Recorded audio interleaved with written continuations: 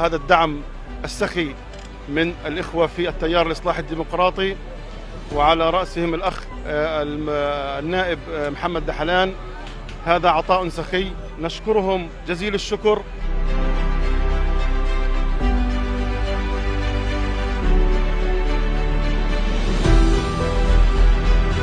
نعاهد شعبنا على الدوام أن نقف إلى جانبه في المحن وفي الشدائد، وأن نواصل توفير الاحتياجات التي نتمكن من توفيرها لصالح شعبنا الفلسطيني.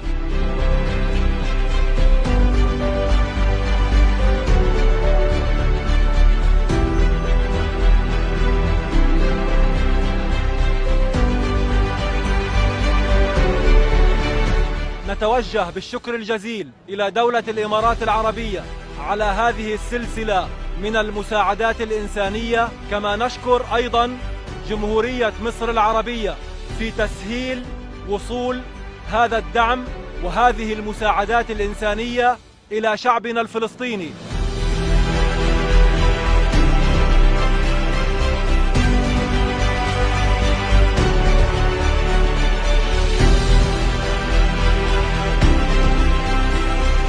جاء الفرج بإذن الله تعالى على يد الإخوة في التيار الإصلاحي، وكان عطاء سخي تمثل ب 30 سيارة إسعاف تمثل لنا يعني كم كبير من الإسعافات هذه التي وصلت لنا، سيكون لها ما بعدها بإذن الله تعالى في خدمة جمهورنا الكريم.